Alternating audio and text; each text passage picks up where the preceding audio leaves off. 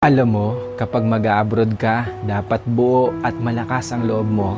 Dahil kung hindi rin lang buo at malakas ang loob mo, huwag mo nang ipagpatuloy pa. Kapag nang ibang bansa ka, dapat kaya mong lahat dahil marami kang kalaban doon sa pupuntahan mo. Nariyan ang lungkot dahil mapapalayo ka sa pamilya mo. Isa yan sa pinakamalakas na kalaban na pwedeng umatake sa'yo. Nariyan din ang takot. Takot at pagkabalisa kung maayos ba ang lugar na mapupuntahan mo. Maaari ka ring panghinaan ng loob dahil tanging sarili mo lang ang tutulong sa'yo sa oras ng pangangailangan mo. Pwede ka ding madepress dahil sa sobrang daming problema na darating sa'yo at lalo na hindi mo pa kasama ang pamilya mo sa tabi mo. Pagkawalan ng pag-asa na makakamit mo pa ba ang pangarap mo dahil kulang pa ang panggastos mo kaysa sa sinasahod mo.